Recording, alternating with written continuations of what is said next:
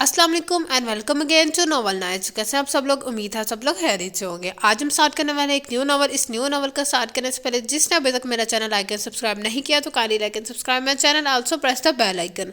तो स्टार्ट करते हैं। सुनहरी सुबह भीग रही थी जब उसकी आंख खुली। उसने फौरन से बिस्तर छोड़ दिया। आज तो दोबारा नींद आने का सवाल ही न था। आज उसका यूनिवर्सिटी में आखिरी दिन था। आज के दिन का रंग ही अनोखा था। आज की तैयारी सबसे बढ़ के थी। उसने जीन्स के ऊपर डिजाइनर कुर्ता पहना और गले में स्कार्फ डालकर बालों को यूं ही खुला छोड़ दिया। कानों में मामा के लाए टॉप्स पहने जिनकी में जुड़े थे और वो उसके गोल चेहरे पर सजकर इसे मजीद चमका गए। उसने मोबाइल साइड टेबल से उठाया और हैंड बैग थामती बाहर भाग गई। इसे आज किसी सूरत लेट नहीं होना था। कैसी कैसी शानदार जिंदगी थी उनकी ये यूनिवर्सिटी की शानदार जिंदगी और उससे जुड़ी बेपनाह यादें। वो सनिया मुबशर BScs की स्टूडेंट्स, उनका 5 लोगों का ग्रुप था। सनिया मुबशर एक मजबूत एहसाब की मालिक और लायक स्टूडेंट, घर भर की लाडली और ज़िद्दी। साथ में अमीर, खूबसूरत, ज़हीन और किसी हद तक बिगड़ा अमीरज़ादा।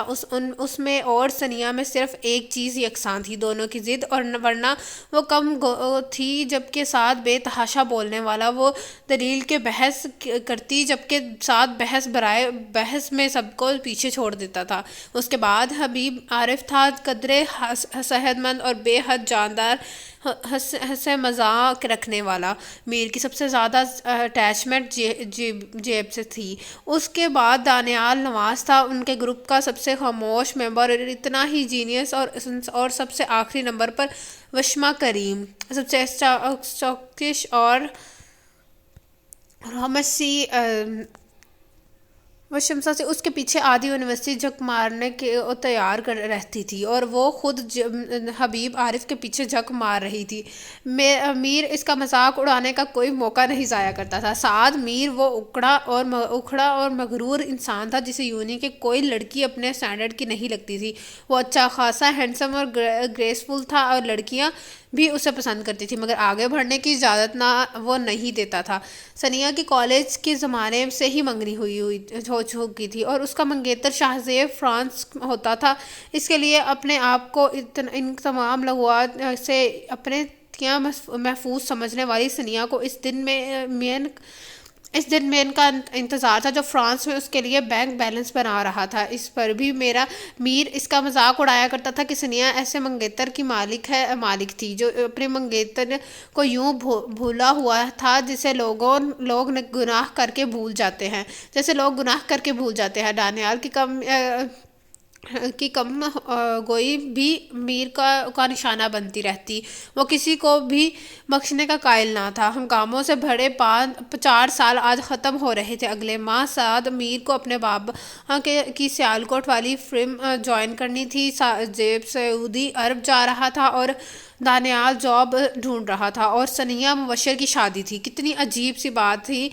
वो एक हाथ के 5 उंगलियों के जैसे 5 दोस्त अलग हो रहे थे। इन सब की जिंदगियां मुकम्मल तौर पर बदलने वाली थी। उनकी दिलचस्पियां, मशागल और तरजीहात का दायरा बदलने वाला था। शाहजेब पाकिस्तान आ चुका था। शादी की तारीख मुकर्रर हो चुकी थी। वो खुद वशमा के साथ हर वक्त शॉपिंग करती पाई जाती थी। अगर कभी गलती से मीर का मैसेज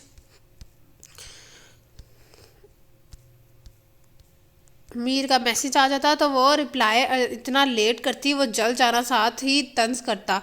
तुम जैसी लड़कियों की वजह से मार्केट चलती है। तुम जैसी से मुराद बेवकूफ़, फजूल खर्च और अकल से पैदल होना था। जॉबर वो बस हंस जाती। वो खुश थी, बेहद खुश थी। उसकी ज़िंदगी बड़ी सीधी सादी सी गुजरी थी जिसमें शाहजेब के अलावा वो किसी मर्द का तस्वुर ना था। बाकी रहे मीर, हबीब और दानियाल तो वो सिर्फ दोस्त थे। You know just friends. आज आज वह इन सबको शादी का कार्ड देने आई थी।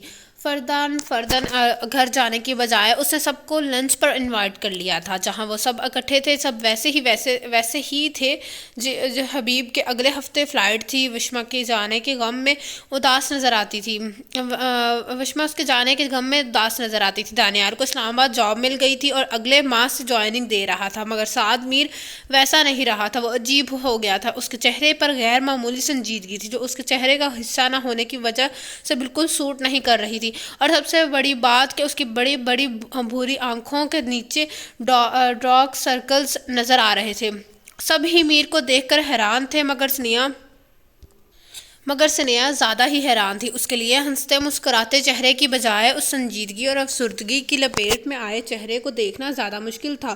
وہ بار بار استفسار کر رہی تھی مگر وہ ٹال گیا، اور جب اس نے حبیب سے پوچھا تو وہ جو خود کو میر کا یار غار کہا کرتا تھا وہ بھی نظریں چرا گیا۔ سنیا کے لیے یہ بات خاصی الجھن بھری تھی، مگر وہ ان سب سے شادی پر آنے کا وعدہ لے کر چلی آئی تھی۔ اسے سمجھ نہیں آ رہی تھی کہ میر کو کیا پریشانی تھی۔ بھلا کوئی ایسی چیز تھی جو اسے پریشان کر پاتی؟ وہ تو پریشانی کو سلوشن نکالنے والا بندہ تھا، کبھی بھی کسی بات کو خود پر سوار نہ کرتا تھا۔ پھر اب نہ جانے ایسا کیا ہوا تھا، مگر اسے زیادہ سوچنے کا موقع نہ ملا، کیونکہ اگلے ہفتے اس کی شادی کی تقریبات شروع ہو گئیں۔ وشما مہندی کے روز اس کی طرف رک گئی تھی۔ اپنی نگرانی میں اسے مہندی لگوائی رات دیر تک وہ سب جاگتے رہے۔ اگلی صبح بہت دیر سے جاگے تھے، مگر چونکہ فنکشن رات کا تھا اس لیے کوئی فکر نہ تھی۔ گھر بھر کے میں مہمانوں کا انبار تھا، ہر طرف آوازیں، ایسے میں کزنز کی باتیں ہنس ہنس کر اس کی پسلیاں دکھ رہی تھیں۔ بہت دفعہ انسان کو احساس نہیں ہوتا کہ ہنسنا بھی دھیان سے چاہیے۔ بے جا ہنسنے صرف دل کو مردہ ہی جا نہیں کرتا، بلکہ بعض اوقات مستقبل کی ساری ہنسی بھی چھین لیتا ہے، بالکل ویسے ہی جیسے رزق بھی انسان اپنے حصے کا ہی کھا سکتا ہے، اسی طرح غم اور خوشیوں بھی شاید گنے چنے ہوتے ہیں اور انسان کس قدر بے خبر ہے۔ اس نے بے تابی سے گھڑی دیکھی، بارات کو آئے گھنٹہ بھر ہو چکا تھا، مگر ابھی تک نکاح شروع کیوں نہیں کر رہا تھا۔ وہ برائڈل روم میں وشما کزنز اور اب کچھ دیگر فرینڈز اور کلاس فیلوز کے ساتھ بیٹھی تھی۔ سب ہنسی مذاق کر رہی تھی، پر نہ جانے کیوں اس کے دل کو عجیب سی بے چینی لگی ہوئی تھی۔ یکا باہر ایک عجیب سا شور اٹھا، بھاگتے دوڑتے قدموں کی آواز، اور پھر دھاڑ کی آواز سے دروازہ کھلا اور ایک دراز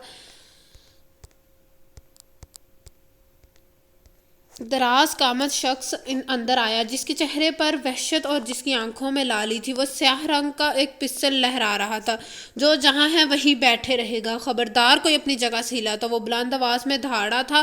سنیا فک رنگ کے ساتھ اسے دیکھتی جا رہی تھی۔ یہ سب کیا ہو رہا تھا اسے سمجھ نہیں آ رہا تھا، اور پھر اس نے نکاح خواہ کو اندر آتے ہوئے دیکھا۔ عجیب سی افراتفری تھی باہر، اور پھر ایک فائر کیا گیا، آوازیں، چیخیں، اور پھر یکلت خاموشیت چھا گئی۔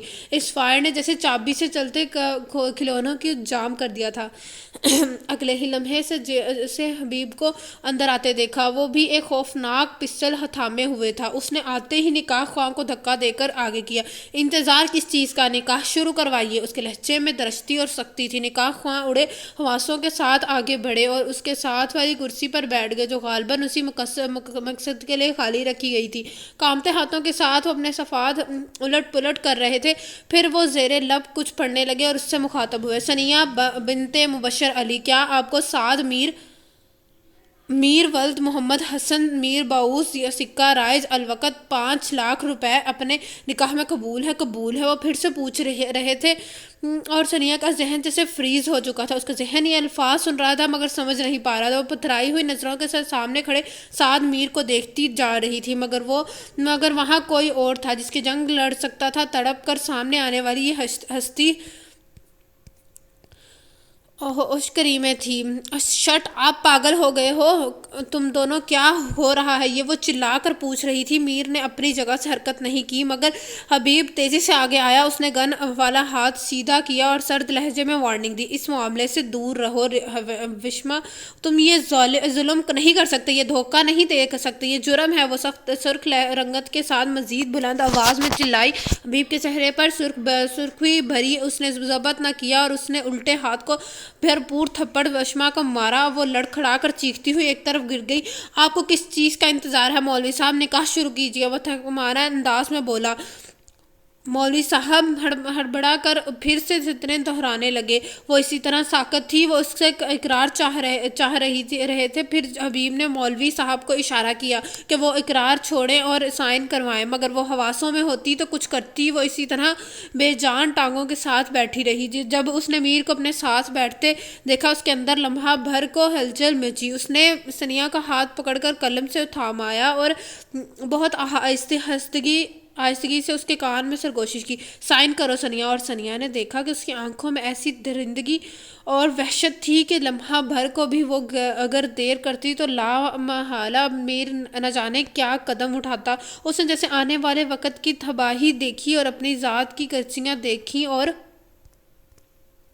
پھر خاموشی سے دستخط کر دی۔ اس کے بعد میر کے سائن کا مرحلہ آیا اور یوں وہ ثنیا مبشر سے ثنیا سعد بن گئی۔ اس نے میر کو اپنی طرف بڑھتے دیکھا اور اگلے ہی لمحے اس کا سر اتنی شدت سے گھوما کہ وہ چکرا کر گر گئی۔ دوست وہ ہے جو ہر برے وقت میں، ہر آزمائش میں، ہر تکلیف میں آپ کا ساتھ دے، آپ کا بازو بنے، آپ کا سہارا دے، آپ کو سہارا دے۔ دشمن وہ ہے جو آپ کے برے وقت کے تمنا کرے، آپ کی آزمائش پر خوش رہے مگر آپ کو تکلیف پر شادیانہ بجائے۔ مگر اور ان دونوں کے علاوہ بھی کچھ لوگ، دوست نماد دشمن، بظاہر ہر سچے دوست، ہر دم آپ کا دم بڑھنے والے، ہر لحظہ آپ کا حوصلہ بڑھانے والے، مگر در حقیقت آپ کی پیٹھ میں خنجر گھونپنے والے، دل ہی دل میں آپ سے حسد کرنے والے، آپ کا ناکام دیکھنے کے خوابوں میں آپ کی پشت پرواہ کرنے والے۔ کمرے میں گہرا اندھیرا تھا اور وہ دروازہ قد وجود الٹا بیڈ پر بکھرا ہوا تھا۔ ہر طرف خاموشی اور تنہائی تھی۔ پھر آہستہ سے دروازہ چڑچڑایا اور ایک اور شخص اندر آیا۔ اس نے ہاتھ مار کر کمرے کی ساری روشنیاں جلا دیں۔ وہ ہڑبڑا کر سیدھا ہوا، مڑ کر دیکھا تو دانیال کا چہرہ بے یقینی کی گرد سے اٹھا ہوا تھا اور اس سے بے یقینی کے پیچھے گہرا افسوس تھا۔ دانیال کو رات ہی حبیب کا نے کال کر کے بلایا تھا۔ وہ اپنی جاب کے سلسلے میں اسلام آباد جا چکا تھا اور اس سارے قصے سے اکثر بے خبر تھا۔ دانیال، سعد نے اسے پکارا۔ سعد! وہ آہستہ سے اس کے سامنے آ بیٹھا اور بغور اس کا جائزہ لینے لگا، اور سعد کو یاد آیا کہ وہ ایسے اسکیز کہا کرتے تھے کیونکہ وہ انسان کو اتنا تفصیلی جائزہ لیا کرتا تھا کہ وہ پل بھر میں جیسے تجزیاتی رپورٹ پیش کر دیا کرتا تھا۔ اب بھی اس نے سعد کو دونوں شانوں سے تھاما اور گہرے تعصب میں ڈوب گیا۔ تم نے کیا کر لیا ہے سعد؟ یہ تم نہیں ہو۔ وہ کتنا صحیح کہہ رہا تھا۔ یہ روشن چہرے والا سعد کب تھا؟ یہ تو کوئی ٹوٹا بکھرا انسان تھا جس کا چہرہ وحشت کا ترجمان تھا۔ آنکھیں سرخی میں ڈوبی ہوئی تھیں۔ ان کا روشن آنکھوں کے پیچھے گہرا کرب تھا اور ان کے نیچے گہرے حلقے تھے۔ اس کا دایاں بازو کہنی تک پٹیوں میں جکڑا ہوا تھا اور اس کے ہونٹ خشک تھے۔ میں نے یہ کب چاہا تھا دانیال؟ مجھے تو خود سمجھ نہیں آئی کہ یہ مجھے کیا ہو گیا تھا۔ کب میں نے یہ چاہا؟ کب اس کی بربادی کی خواہش کی تھی؟ کب اس کی طلب نے مجھے اتنا بے خود کیا کہ میں صحیح اور غلط کا فرق ہی نہ جان سکا؟ دیکھو نا دانیال، یہ مجھ سے کیا ہو گیا؟ وہ بولتے بولتے تھک گیا۔ اس کی سرخی بھری آنکھوں میں نمی تھی اور اس کے ہونٹ کپکپا رہے تھے۔ غلط، بالکل غلط کہہ رہے ہو تم۔ کیوں قابو نہ کیا تم نے خود کو؟ کیوں ان سب نے تمہیں اتنا بڑا قدم اٹھانے دیا؟ کیوں تمہارا ساتھ دیا؟ وہ اسے جھنجھوڑ کر کہہ رہا تھا۔ دانیال پلیز! پیچھے سے حبیب آواز آئی۔ اس نے گردن موڑ کر دیکھا تو حبیب اندر داخل ہو رہا تھا۔ اپنے پیچھے وہ دروازہ بند کرتا نہیں بھولا تھا۔ تمہیں یہاں میں نے اس لیے نہیں بلایا کہ تم ساتھ کو سیلف کنٹرول سکھاؤ۔ اگر تم مدد نہیں کر سکتے تو کنڈیم بھی مت کرو۔ اس کا لہجہ روکھا اور سرد تھا۔ تمہیں کیا ہو گیا ہے حبیب؟ مجھے غلط کیوں سمجھ رہے ہو؟ اسے افسوس ہوا تھا۔ تم دوست ہو، تمہارے کام ہے تم ساتھ دو، نہ کہ صحیح غلط کا سبق پڑھاتے پھرو۔ اس کا انداز مزید دو ٹوک ہوا تھا۔ میں دوست ہوں اس لیے کہہ رہا ہوں کہ غلط کام میں ساتھ کیوں دوں؟ اس مرتبہ دانیال بھی چٹخ کر بولا۔ اس کو دیکھو۔ حبیب نے سعد کو بازو پکڑ کر اس کے سامنے کرتے ہوئے کہا، جو کہ پٹیوں نے جگڑا ہوا تھا۔ یہ مر رہا تھا۔ اس کے بغیر یہ مر جانا چاہتا تھا۔ اسے اپنا خون دے کر بچایا میں نے، اس لیے اب تم اسے مارنے کی کوشش مت کرو۔ حبیب نے دونوں ہاتھ جوڑ کر ماتھے سے لگا کر کہا۔ دانیال کے چہرے کا رنگ بدلا تھا۔ اب وہ دونوں کچھ دیر خاموش رہے، پھر حبیب اسے دھیمے انداز میں بتانے لگا کہ وہ چاہتے تھے کہ وہ ثنیہ کو کنونس کرے اور وہ اسے سمجھائے کہ اب مزید واویلا سے کیا حاصل ہونا تھا تو جو ہونا تھا وہ ہو چکا۔ یہ کام وہ دانیال سے اس لیے کروانا چاہتا تھا کہ ثنیہ نے اسے سارے تماشے کے دوران اپنے گھر میں نہیں دیکھا تھا۔ لازمی بات تھی کہ وہ اسے بے قصور ہی سمجھتی، اسی لیے اس نے خصوصی طور پر دانیال کو اسلام آباد بلایا تھا۔ کچھ دیر بعد دانیال حبیب کے ساتھ اس کمرے میں گیا جہاں ثنیہ تھے۔ اس کا چہرہ افسوس اور شرمندگی سے سرخ ہو پڑ گیا تھا۔ چند منٹ بعد ہی وہ واپس آ گیا اور آتے ہی برس پڑا۔ یار تم لوگ انسان ہو کہ جانور؟ حد ہو گئی، کل سے اسے نیند کا انجیکشن دے کر سلایا ہوا ہے، اوپر سے اتنا سامان لدا ہوا اس پر۔ اس کا اشارہ جویلری کی طرف تھا کیونکہ ثنیہ تب سے اب تک مسلسل اسی طرح دلہن کے لباس میں تھی۔ دانیال کی بات پر تینوں نے ایک دوسرے کو دیکھا۔ یہ کام تمہیں ہی کرنا ہوگا سعد۔ دانیال کا لہجہ مدھم تھا۔ سعد نے قدرے پریشانی سے ہونٹ کاٹے اور اس کا ظاہر ہے گن پوائنٹ پر ہی صحیح مگر ان کا نکاح ہوا تھا اور وہ اس کا محرم تھا اور وہ سست قدموں سے اس کے کمرے کی طرف بڑھ گیا۔ وہ بیڈ پر بکھری سی پڑی تھی، سینے تک اسے کمبل اوڑھ دیا گیا تھا۔ وہ دروازہ بند کرتا آہستہ آہستہ چلتا اس کے پاس آ گیا۔ بیڈ کے ایک طرف اس کی ضرورت کی چیزوں کا ڈھیر لگا تھا جو اس نے خود خریدا تھا۔ کتنا یقین تھا کہ وہ اپنے اس مشن میں کامیاب ہو جائے گا۔ جبھی تو اس نے ثانیہ کے آنے سے پہلے ہی سب خرید لیا تھا۔ اس کے سرہانے بیٹھ کر وہ یک ٹک اس کا چہرہ دیکھتا رہا، اس کا معصوم چہرہ، آنسوؤں کے نشانات سے سجا چہرہ۔ اس نے خود کو سنبھالتے ہوئے آہستہ سے ہاتھ بڑھایا، اس کا ہاتھ تھام لیا۔ اس کا ہاتھ ٹھنڈا تھا، اسے کسی بے جان کی مانند ٹھنڈا۔ اسے عجیب سی تکلیف ہوئی۔ اس نے بے ساختہ اس کا ہاتھ اپنے دونوں ہاتھوں میں تھام کر رگڑا جیسے اس میں زندگی کی حدت پھونکنا چاہتا ہو۔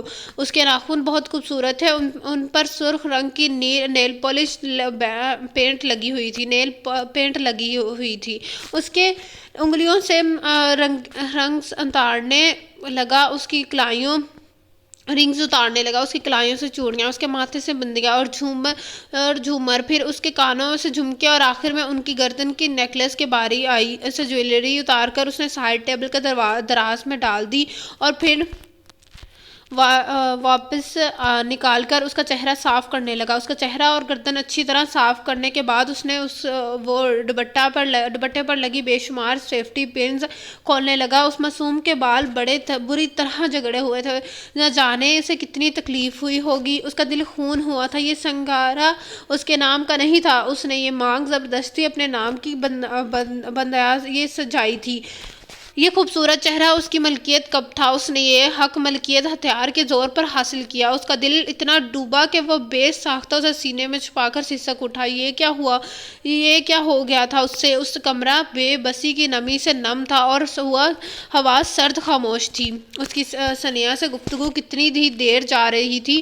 وہ مکمل حواس میں تھی اور اس نے خود پر مکمل قابو پایا ہوا تھا۔ وہ یونیورسٹی کے زمانے والی ثنیہ دکھائی دیتی تھی، مضبوط اعصاب اور ہر مشکل کے لیے تیار۔ اس نے دانیال کی بات خاموشی اور تحمل سے سنی تھی، جو کہ اس سعد کی ابتر ذہنی حالت کی تفصیل بتا رہا تھا اور اسے سعد کی ایسے ایکشن کے ناکام صفائی دینے کی کوشش کر رہا تھا۔ اس نے دانیال کو نہیں ٹوکا۔ اسے پتہ چل گیا کہ وہ تینوں دوست تھے۔ جیسے حبیب نے دوستی نبھائی تھی ویسے ہی وہ بھی دوستی نبھا رہا تھا۔ وہ واقعی صرف آپس میں دوست نکلے۔ اس نے دانیال کی بات ختم ہونے پر صرف اس سے ایک سوال کیا، اگر میری جگہ تمہاری اکلوتی بہن ایمن کے ساتھ یہ ہوتا تو کیا تم اسے یوں سامنے بٹھا کر اپنے دوست کی جسٹیفیکیشن دیتے؟ اس کا انداز جھپتا ہوا سرد اور سخت تھا۔ دانیال کا رنگ زرد پڑا۔ ثانیہ نے نظریں پھیر لیں اور اسے اپنا جواب مل چکا تھا، اور جب دانیال واپس سعد اور حبیب کے پاس پہنچا تو اس نے لفظ ساری کہانی ان کو کانوں میں ڈیل دی۔ سعد کی آنکھوں میں ایک عجیب کیفیت اتر آئی۔ کچھ دیر مزید وہ تینوں آپس میں بات کرتے رہے۔ آخرکار وہ اسی بات پر متفق ہوئے تھے کہ وہ اب صرف سعد کو ہی آگے بڑھ کر ثانیہ کی مطمئن کرنے پڑے گا۔ وہ قدرے مضطرب مگر کر خاموش تھا۔ حبیب نے اسے گلے مل کر ڈھیروں تسلیاں دے کر باہر نکلا تھا، مگر دانیال کو ایک ہی دکھ تھا کہ اس کا انا بیکار گیا تھا اور وہ ان کی کوئی مدد نہ کر سکا، جس کا اسے گہرا افسوس تھا۔ سنیہا کی شادی کی خبر جس دن اسے ملی وہ پہلا دن تھا جب اس کے دل کو دھکا سا لگا تھا۔ اس نے ایسا کب سوچا تھا اس کا تلاشی گمشدہ والا منگیتر سچ میں واپس لوٹ آئے گا اور یوں یکا یک اس سے شادی بھی فکس ہو جائے گی۔ اس رات وہ سو نہ سکا۔ ساری رات اس نے راکنگ چیئر جھولتی رہی۔ اسے وہ ہمیشہ سے پسند کرتا تھا، مگر آج سے پہلے تو اسے یہی لگتا رہا کہ وہ ایک اچھا دوست کی حیثیت سے پسند کرتا ہے، مگر اسے اس دن احساس ہوا تھا کہ دوستی سے آگے جا چکا تھا۔ مگر تبھی اس نے سوچا کہ اس کی ضمیر اسے اجازت دے گا کہ وہ ایسی لڑکی کے بارے میں سوچے جو عنقریب کسی اور کی ہونے والی تھی۔ پتہ نہیں ضمیر اجازت دیتا تھا یا نہیں، مگر وہ اس کے بارے میں ہی سوچ رہا تھا، اور رات گہری ہوتی گئی اس کے سوچوں کی طرح عمیق اور گہری۔ وہ سوچتا رہا کیا ممکن تھا وہ اس کی ہو جاتی۔ اگلی سحر اس کی آنکھوں سرخ اور اداس تھیں، وہ ٹوٹ رہا تھا، حالانکہ وہ کتنا مضبوط تھا، کتنا مشکل تھا، کوئی اس پر اثر انداز نہیں ہو پاتا تھا۔ اگلا دن بیتا اور وہ اداس شام در آئی اور پہلے سے زیادہ خوف زدہ ہو گیا۔ اسے اپنے جذبوں کی شدت اور بے لگائی سے خوف آنے لگا۔ یہ محبت کس قدر ظالم ہوتی ہے۔ کسی کو اپنے دل میں بسانے سے پہلے کیسے خود کو توڑنا پڑتا ہے، اپنے دل کا دربار ڈھا کر اسے ذی نفس کے لیے دوبارہ سجانا پڑتا ہے، جیسے اسے کرنا پڑا تھا۔ اگلی شب پھر جاگتے گزری، اس کا چہرہ اترتا گیا، اس کے دل کا دربار ڈھہ گیا، اس کے رنگوں میں نہا گیا اور وہ ہار گیا۔ وہ ایک مرد تھا، اور جب ایک مرد ہارتا ہے تو تسلیاں ہار جاتی ہیں، اسے نہیں ہارنا چاہیے تھا، مگر وہ ہار گیا، اور جب یہ احساس اس کے اندر جاگزن ہو گیا وہ اس کے بغیر نہیں رہ سکتا، تو یہ خوفناک سوال سامنے آ کھڑا ہوا کہ اب وہ کیا کر سکتا تھا۔ صرف چند دن بعد سنیہا کی شادی تھی اور اگلے دن اس نے سب کو کارڈ دینے کے لیے بلایا ہوا تھا۔ وہ اس رات بھی جاگتا رہا، اس سے ملنے کی آس خوبصورت سہی، مگر وہ خوف زدہ تھا اور اس سے اپنی دیوانگی کیوں کر چھپا پائے گا۔ اگلی سحر جب حبیب نے اسے لینے آیا تو شدد رہ گیا، اس کی حالت کی وجہ جاننے پر مصر تھا۔ سعد اسے ٹالتا رہا، مگر وہ بھی اس کا دوست تھا، جان چھوڑنے والوں میں سے کب تھا۔ رات کو اس کے ساتھ ہی واپس آیا تھا اور سیدھا اس کے کمرے میں گھس گیا، اور بات تقریباً ہاتھا پائی تک جا پہنچی تھی جب سعد کسی صورت راز اگلنے کو تیار نہ تھا، جبکہ حبیب ہر صورت اگلوانے پر تلا ہوا تھا۔ خوش قسمتی تھی سعد کے پیرنٹس گھر پر نہ تھے، جب بھی وہ اس تماشے سے آگاہ نہ ہو سکے۔ اگلی رات حبیب کو اس کا فون رات 12 بجے آیا تھا۔ حبیب جو ابھی لیپ ٹاپ بند کر کے اٹھا تھا، اس کی کال دیکھ کر فوراً لپک پڑا، پک کر لی۔ سعد اس نے فون اٹھاتے ہی کہا، دوسری طرف اس کی آواز بڑی مدھم اور تکلیف دہ تھی، حبیب تم جاننا چاہتے تھے نا کہ مجھے کیا ہو گیا ہے؟ تمہیں بہت فکر تھی نا میری، میں تمہیں بتاؤں گا مجھے کیا ہوا۔ اس کی آواز گھٹی ہوئی تھی اور وہ بولتا چلا گیا، مجھے سنیہا سے عشق ہو گیا ہے اور میں اس کے بغیر مر رہا ہوں، اس سے پل پل کی اذیت سے نجات پانے جا رہا ہوں میں اب۔ اس کی آواز میں آنسوؤں کی نمی تھی اور حبیب تو یوں تھا جیسے کانٹوں تو بدن میں لہو نہ ہو۔ میں اب اس دنیا میں اس کے بغیر نہیں رہ سکتا حبیب، میری چند آخری سانسیں باقی ہیں، میں شاید اب اس دنیا میں نہ رہوں۔ وہ اب آنسوؤں سے رو رہا تھا، حبیب کے پیروں کے نیچے سے جیسے زمین نکل گئی، اس کے دل کو جیسے کسی نے خنجر سے توڑ ٹکڑے کر دیا۔ وہ پوری رفتار سے بھاگتا ہوا اپنی گاڑی تک آیا۔ اس رات اس نے اپنی زندگی کی خوفناک ڈرائیونگ کی تھی۔ اس کے گھر سے سعد کے گھر کا فاصلہ 15 منٹ کا تھا، وہ اس رات نے 4 منٹ میں طے کیا تھا، اور گاڑی سے اتر کر بنا دروازہ بند کیے وہ اسی طرف بھاگتا ہوا سعد کے کمرے کی طرف آیا۔ وہ لاکڈ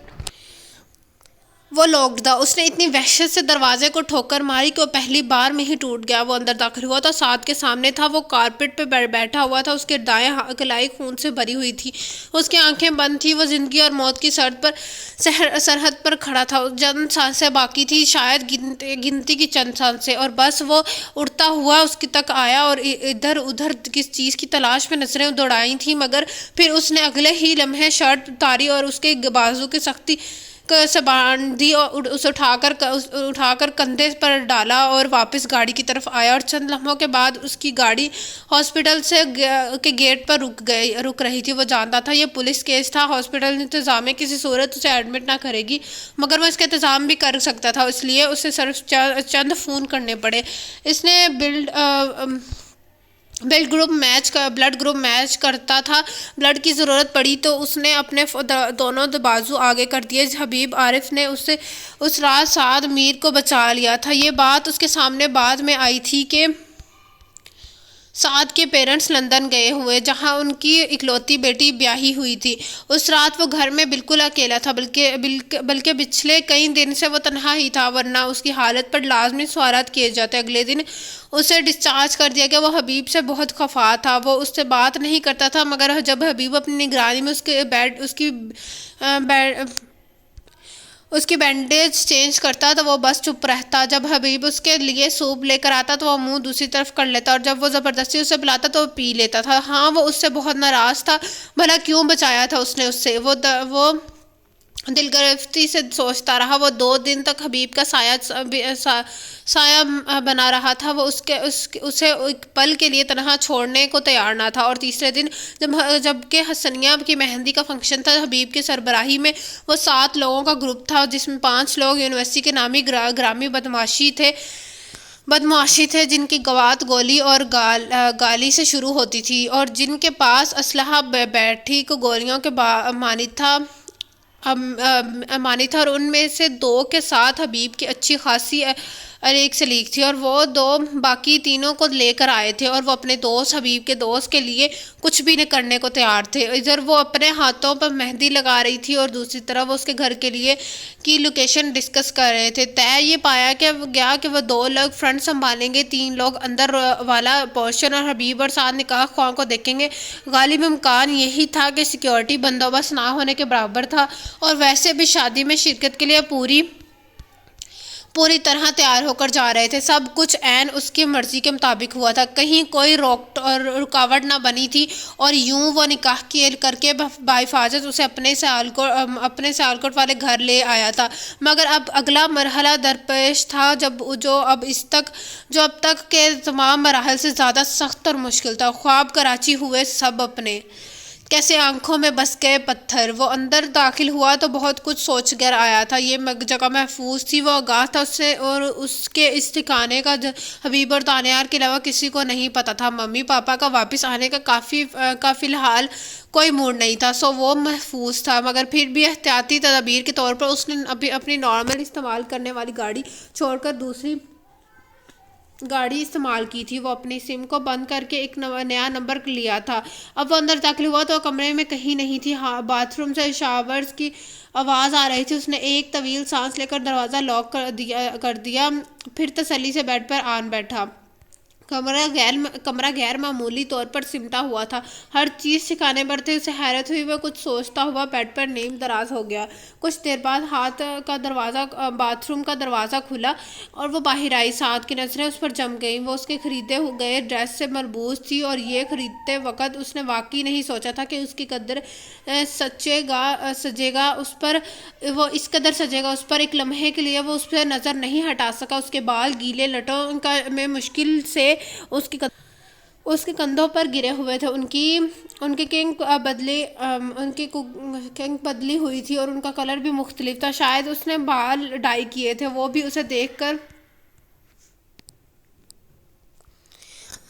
مگر نظر انداز کر کے آئینے کے سامنے جا کھڑی ہوئی۔ 2 منٹ میں بال سنوارے اور واپس مڑی، پھر اسے دیکھے بغیر بولی، کچن میں جا رہی ہوں، اور دروازے کا لاک کھولتی باہر نکل گئی۔ وہ حیران سا بیٹھا رہ گیا۔ یہ ری ایکشن اس کا تو خیال کہ وہ ہنگامی مچا دے گی، روئے گی، چیخے گی، اس سے لڑے گی، اس سے التجا کرے گی کہ وہ اس کے ماں باپ سے رابطہ کروا دے، اس کو واپس چھوڑ آئے۔ وہ تو یہ سب سوچے بیٹھا تھا کہ اس کا خیال ٹھیک ہی تھا، اس قسم کے کیسز میں ایسا ہی ہوتا ہے، مگر اس نے ایسا کچھ کچھ نہ کیا تھا، وہ کتنی پرسکون دکھائی دیتی تھی، کیوں وہ جھنجھلا کر اٹھا اور اس کے پیچھے بڑھا تھا۔ وہ کچن میں گیا تو وہ بڑے سکون سے کچن ٹیبل کے گرد چیئر میں پر بیٹھی جوس کا گلاس سامنے رکھے ہوئے تھی اور وہ وہیں کھڑا رہ گیا۔ وہ جوس کے چھوٹے چھوٹے گھونٹ لے رہی تھی، پھر ایک دم سے اسے پتہ نہیں کیا ہوا، اس نے ایک دم گلاس اٹھایا اور پوری قوت سے سامنے دیوار پر دے مارا۔ گلاس ٹوٹ گیا اور جوس دیوار پر نقش و نگار بنایا تھا نیچے بہہ گیا۔ وہ ٹیبل پر سر رکھ کر پھوٹ پھوٹ کر رونے لگی، بلند آواز میں سسکتے، ہلکتے، روتے اور کرلاتے۔ اس کے لبوں پر ایک ہی نام تھا، امی امی۔ سعد کا دل ایک لمحے کو رک گیا تھا، وہ آگے بڑھا، پھر رکا اور پھر واپس پلٹ گیا۔ اچھا ہی تھا وہ رو لیتی، اس کا دل ہلکا ہو جاتا، ورنہ اسے دیکھ کر یقیناً وہ مزید ہسٹریک ہوتی، اس لیے اس نے واپس آنا مناسب سمجھا۔ وہ لاؤنج کے صوفے پر بیٹھ گیا، اس کے زخمی بازو میں ایک دم شدید درد ہونے لگا تھا۔ اسے احساس ہوا کہ اس نے ثنیا کی زندگی کے بہت بے رحم مذاق کیا تھا اور اسے یہ بہت اچھی طرح پتا تھا کہ اس نے ایک معصوم لڑکی سے اس کے خواب چھین لیے ہیں، اس کی آنکھیں ویران کر دی تھی، اس کا دل بنجر اور اس کی زندگی برباد۔ یہ کیا ہو گیا اس سے؟ اس کی آنکھیں جل رہی تھیں۔ کتنا بے رحم ہوتا ہے انسان، اپنا دل آباد کرنے کے لیے دوسروں کے دل اجاڑ دیتا ہے، یقیناً اپنا وجود بچانے کے لیے دوسروں کو مار دیتا ہے۔ اسے اندازہ تھا کہ اتنی آسانی سے دونوں نارمل نہیں ہو سکیں گے۔ وہ وہیں بیٹھا سوچتا رہا، وہ اتنا ظلم نہیں تھا، اتنا ظالم نہیں تھا، اس نے کبھی کسی کے ظلم نہیں کیا تھا، اس نے تو کبھی چڑیا کا بچہ تک نہیں مارا تھا، کبھی کسی کا دل نہ دکھایا تھا، کبھی جھوٹ نہ بولا تھا، کبھی کسی کا حق نہ مارا تھا، کبھی چوری نہ کی تھی۔ وہ اخلاقی برائیوں سے کوسوں دور تھا، اس کے ماں باپ کی تربیت بہت بہترین تھی۔ جب سب کچھ اتنا بہترین تھا تو کمی کہاں رہ گئی تھی؟ ایسا کیا ہوا تھا؟ ہوتا کیا ہے کہ کمی رہ جاتی ہے، کہیں نہ کہیں کمی کیوں رہ جاتی ہے؟ انسان میں بظاہر اس قدر مکمل تربیت کے باوجود انسان کی اس طرح قدم کیوں اٹھا لیتا ہے کہ وہ نسلوں کی تربیت کو رسوا کر دیتا ہے؟ وہ اسی طرح بیٹھا رہا، جانے کتنی دیر گزر گئی، اسے لانچ میں ثنیا کی موجودگی کا احساس ہوا۔ وہ صوفے کے بیگ پر کھڑی اسے یک ٹک دیکھی جا رہی تھی اور زندگی میں پہلی بار وہ ہچکچایا، جھجکا اور نظر چرا گیا۔ اس کا نظر چرانا قیامت ہو گیا۔ اسے ثانیہ کے بے تاب سسکیاں سنی اور پھر وہ جھپکتی ہوئی اس کمرے کی طرف چلی گئی۔ دہاڑ کے ساتھ دروازہ بند ہوا اور کمرے کی اس کی چیخوں اور آنسوں میں ڈوب گیا۔ اس کا دل کو کچھ ہوا تھا، وہ تیزی سے اٹھا اور اس کے پیچھے کمرے کے دروازے تک آیا تھا۔ اس نے آہستگی سے دروازہ کھولنا چاہا مگر وہ لاک تھا۔ وہ دروازہ بجانے لگا، ثنیا دروازہ کھولو، سونی پلیز۔ اس کا انتظار التجائی تھا، وہ مسلسل دروازہ پیٹ رہا تھا۔ دوسری طرف صرف اس کی سسکیوں کی آواز تھی، سونی پلیز۔ اس کی آواز بے بسی سے پر تھی۔ پھر وہ تھکے ہوئے انداز میں زمین پر گر سا گیا۔ اب وہ دونوں دروازے سے سر ٹکائے رو رہے تھے، فرق صرف اتنا تھا کہ وہ اندر تھی اور یہ دروازہ اور دروازے کے اس پار۔ کیا تمہیں میرا چہرہ یاد ہے؟ کیا تمہارے پاس میرا چہرہ موجود ہے؟ مجھے اپنا چہرہ بھول گیا یا شاید میں اپنا چہرہ کھو بیٹھا ہوں۔ میرا چہرہ ایسا نہیں تھا، میرا چہرہ مکمل تھا، خوبصورت تھا، مگر اب وہاں کچھ نہیں، صرف ویران، بے خواب اور بنجر آنکھیں، جلی ہوئی پیشانی، رسوائی سے بھرے ہونٹ اور آنسوں سے بوجھل پلکیں۔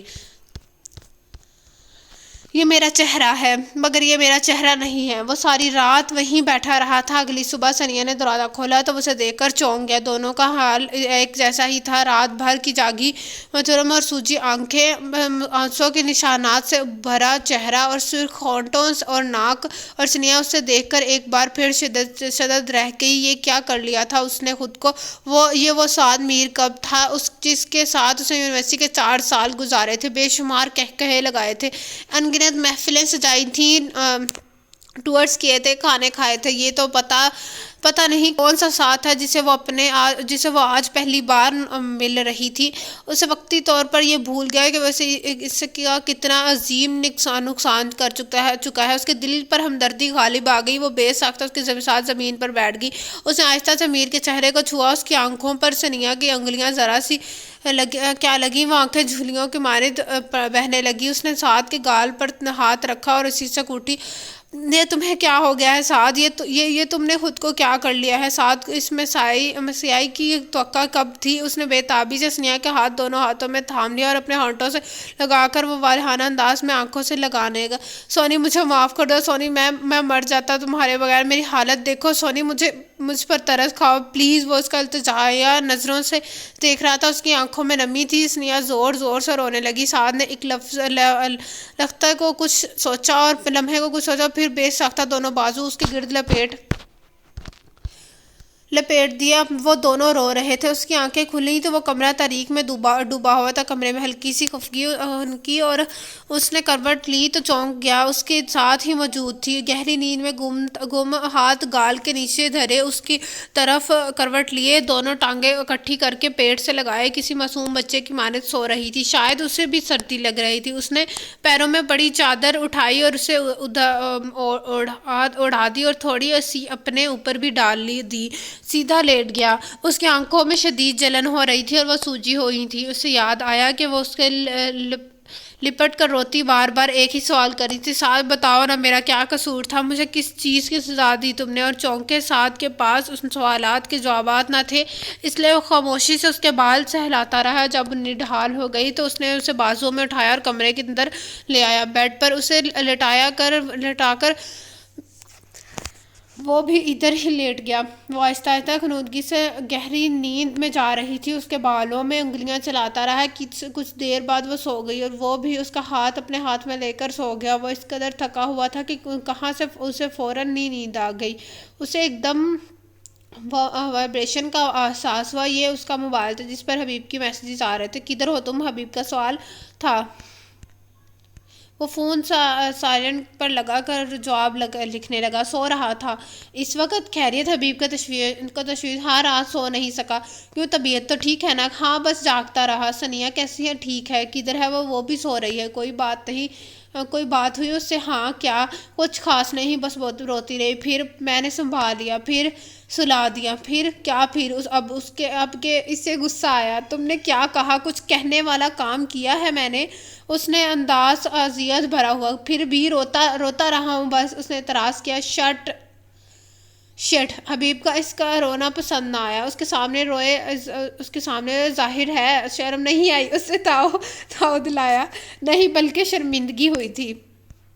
کچھ بولی وہ آگے؟ نہیں۔ سوال کرتی رہی۔ کیسے سوال؟ اندازہ خود کر لو، خود ہی، یہی کہ میں نے یہ ظلم کیوں کیا۔ اوہ پھر یہ پتہ نہیں یار، مگر ایک بات کہوں کیا؟ مجھ سے اس کا یہ حال دیکھا نہیں جا رہا۔ صبر کرو یار، اب اتنا بڑا مارکا مارا ہے، اس کے آفٹر ایفیکٹس تو ہوں گے نا؟ حبیب نے حوصلہ دیا۔ پچھتاوا شروع ہو گیا میرا۔ اس کے لہجے میں درد تھا۔ اوہ اداس مت ہو، تو کیا کروں؟ محنت کی ہے، اب پھل کھاؤ۔ وہ ہنس دیا۔ دفع ہو جاؤ، اسے برا لگا۔ اوکے، وہ واقعی دفع ہو گیا۔ بیسٹ فرینڈ کا فائدہ ہر موڈ کو سمجھتا ہے۔ سعد نے ایک طویل سانس لے کر فون ایک طرف ڈال دیا اور دوبارہ اسے دیکھنے لگا۔ وہ بھی ابھی تک سو رہی تھی اور ایسے یوں دیکھنا کتنا دلکش اور خوشنما نظارہ تھا۔ اس کے لبوں پر مسکراہٹ آ گئی۔ وہ کتنی پیاری لگ رہی تھی یوں سوتے ہوئے کے ساتھ بس اسے دیکھتا جا رہا تھا۔ حبیب صحیح کہہ رہا تھا، اسے اس پل اس کے اتفاق ہوا تھا۔ سعد میر اپنے من مرضی کرتے ہوئے صرف ایک بات بھول گیا تھا کہ ثنیہ مبشر کے سب سے بڑی خامی اس کی ضد تھی۔ ضد جو ہر رشتے کی خوبصورتی گھنا دیتی ہے، ضد جو انسان کو غلط ہونے کے باوجود غلطی تسلیم کرنے نہیں دیتی اور اپنے غلط ہونے پر ہی ڈٹ جانے پر مجبور کر دیتی ہے۔ اور پچھلے 11 دن سے وہ مسلسل اس کی ضد کو بھگت رہا تھا۔ وہ اپنی ضد پر اتر آئی ہوئی تھی کہ دل کرتا تھا تو کمرے میں باہر آتی، ورنہ پورے دن کے لیے کمرہ بند اور وہ دروازہ بجاتا رہتا۔ دل کرتا تو اس کی منتیں کرنے پر دو نوالے لے لیتی، ورنہ منہ بند کر کے ایک طرف پڑی رہتی۔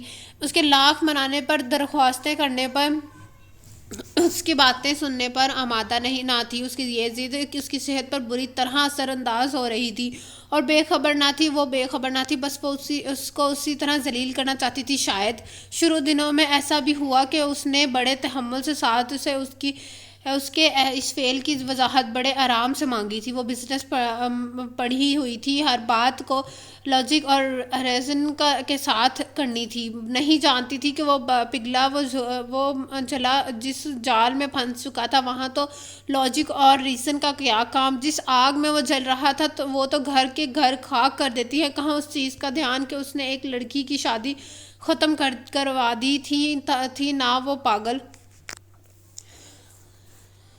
مگر اس ضد کا انجام یہ ہوا کہ ایک ایک کر کے اس نے گھر کے تمام کمروں کے لاک خراب کر دیا۔ اب کم از کم وہ کمرہ بند نہیں کر سکتی تھی۔ اس عمل کے بعد وہ اسے کھانے کے معاملے میں پہلے سے بھی زیادہ تنگ کرنے لگی، یہاں تک کہ دوسرے ہفتے کا ضبط ٹوٹ گیا۔ وہ سعد میر بھی اپنی ضد پر اتر آیا۔ یہ بہت بڑا نقصان تھا، ایک ضدی دوسری ضدی کے مقابل آ جائے تو دونوں ٹکرا کر پاش ہو جائیں گے، نقصان دونوں کا ہی ہونا تھا۔ اس نے اپنی ضد سے سعد میر کی ضد کو جگا دیا اور اب بھگتان اسے ہی بھگتنا تھا۔ صبح وہ جاگا تو ثنیا کہیں نہیں تھی، اس کا سر گھوم گیا۔ اس کی تلاش میں باہر آیا تو وہ لاؤنج کے صوفے پر بے ترتیب سی پڑی تھی۔ وہ طویل سانس بھرتا اس کے پاس آ بیٹھا۔ ناشتہ کیا؟ اس نے نرمی سے سوال کیا۔ ثنیا سونی، اس نے پیار سے اس کو بلایا۔ کوئی جواب نہ تھا اس کے باہر۔ اس نے نرمی سے بازو پہ ہاتھ رکھا، وہ کرنٹ کھا کر دور ہوئی۔ سعد بے حد محظوظ ہوا۔ اس نے ایک بار ہاتھ آگے کیا تو ثنیا نے اسے کھانے جانے والی نظروں سے گھورا۔ وہ اثر لیے بغیر اٹھ کر اس کے مقابل آیا، ہلکا سا جھک کر اس کے دونوں ہاتھ اپنے ہاتھوں میں جکڑے اور کچھ مزید جھک کر اس کی مزاحمت کو صاف نظر انداز کرتے ہوئے اس کی پیشانی پر کو چوما اور اسے چھوڑ کر سیدھا ہو گیا۔ وہ تڑپ کے پیچھے ہٹی، وہ مسکراتا ہوا شاور لینے چلا گیا۔ اب اس کے ہاتھ ایک نیا پتہ لگ گیا تھا، تڑپ کا پتہ۔ وہ اس سے بھاگتی تھی، اس سے بچتی تھی، یہ اس نے پہلے کبھی نوٹس نہ کیا تھا۔ اب تو وہ اسے بڑے آرام سے ہی اپنی ہر بات منوا سکتا تھا۔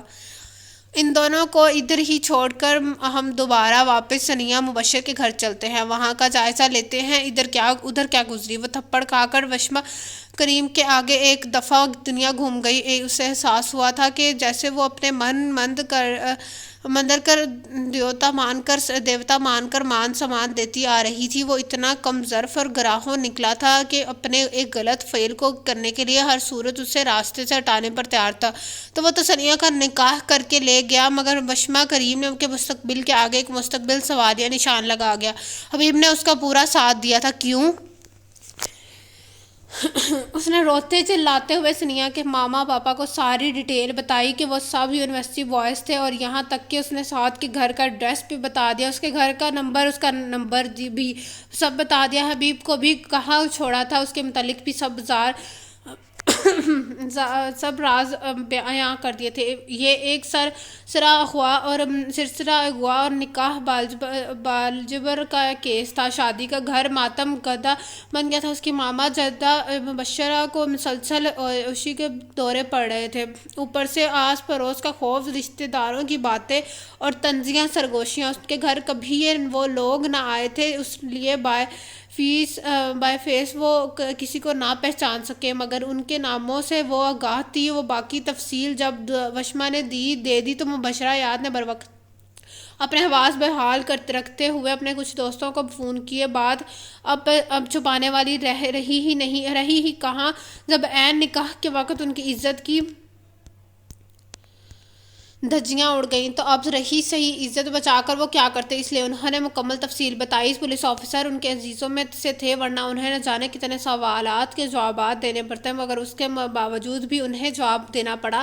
پولیس آفیسر یہ یقین دہانی چاہتے تھے کہ وہ ثنیا کو کوئی پرسنل انوالومنٹ نہ تھی، اگر بعد میں نکلی تو وہ کچھ نہ کر پائیں گے۔ اس کا یقین تو ماجدہ مبشرہ کو تھا کہ ان کی بیٹی قطعاً ایسی لڑکی کے ساتھ انوالو نہیں ہو سکتی تھی، مگر مبشرہ حیات فکر مند تھی۔ وہ ماں تھی، ہمیشہ بیٹی کے متعلق اچھا ہی سوچتی تھی، مگر حقائق سے نظر نہیں چڑھا سکتی تھی۔ اس نے اس شبہے کو دور کرنے کے لیے انہوں نے وشما کو بلایا تھا، اس سے سوال کیا تھا کہ کہیں خدا نخواستہ ثنیا تو کسی لڑکے کے ساتھ، مگر وشما نے سختی سے اس کے خدشے کو تردید کی تھی، اور اس نے قسم کھا کر انہیں بتایا تھا کہ یہ سب کیا دھرا سعد اور حبیب کا تھا، اور ثنیا معصوم 1% بھی انوالو نہ تھی۔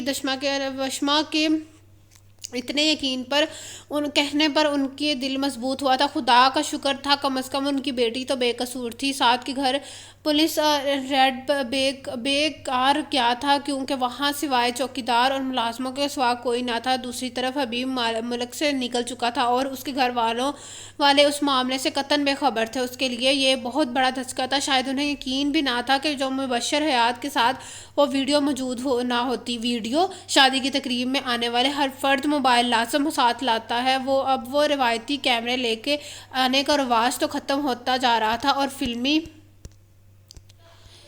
فلمی سین جیسے گن پوائنٹ پر ہونے والے اس نکاح کو وہاں برائڈل روم میں ایک لڑکی نے بڑی خاموشی سے مووی میں قید کر لیا تھا۔